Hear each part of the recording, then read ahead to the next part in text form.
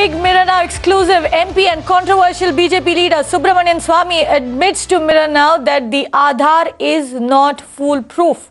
He goes on further to say that our Aadhaar data is at risk from American intelligence agencies and private Aadhaar data can be misused. Listen in to that conversation. I mean, if we can have a foolproof system by which all these can be linked, I would welcome it. But they gave the software to a blacklisted American company, and I think the biggest beneficiaries of this Aadhaar and all this linking up, etc. And earlier on, Mr. Nilankali's mad ideas, they're all favorable to the American intelligence interests. So I am opposing it not on the grounds of technology, but on the grounds that the data security is impossible. The way we have gone about it, we have literally sold our interests. We have risked our interests rather with it going to other people, and our entire biological profile of India by the individual will be available on computers for the Americans. So the matter is still in the Supreme Court, and despite the technological glitches that it is going through, still the government is going ahead with the push, and the RBI has also announced it. What is your take on that? Well, there's matters in the court. Is what can we do? If the government is determined, like they were determined on GST, despite my warnings, all my warnings turned out to be correct.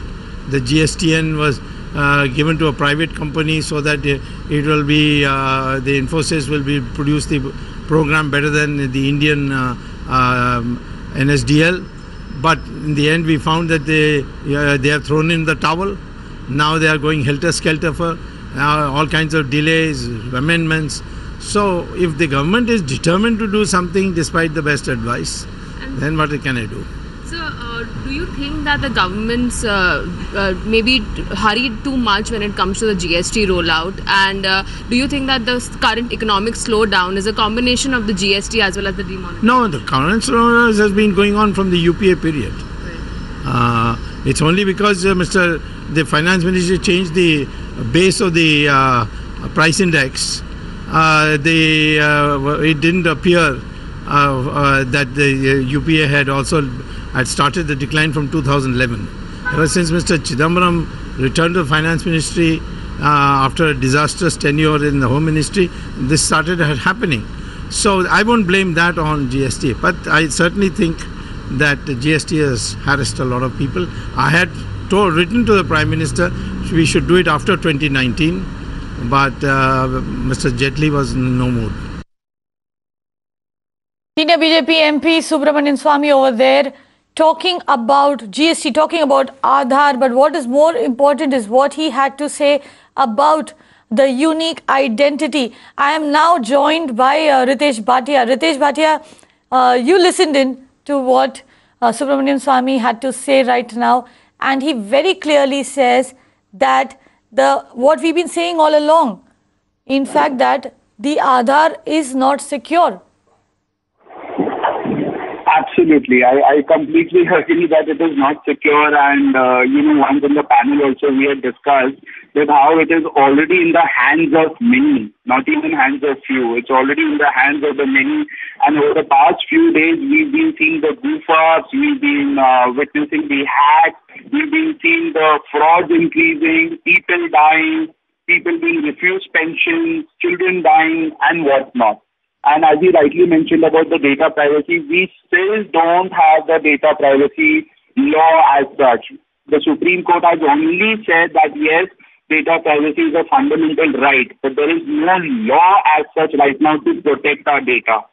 For example, let me tell you, when we lost so much of data, the Zomato users, what action was taken? But in the recent breach that happened of Equifax in US, there is a $70 million lawsuit that has been filed. Even in Europe, whenever there is a breach that happens of a personal data of any individual, the company is supposed to pay a penalty which is 4% of its annual turnover. So what problem over here? The problem over here, as highlighted by Subramanian Swamy, is much, much bigger.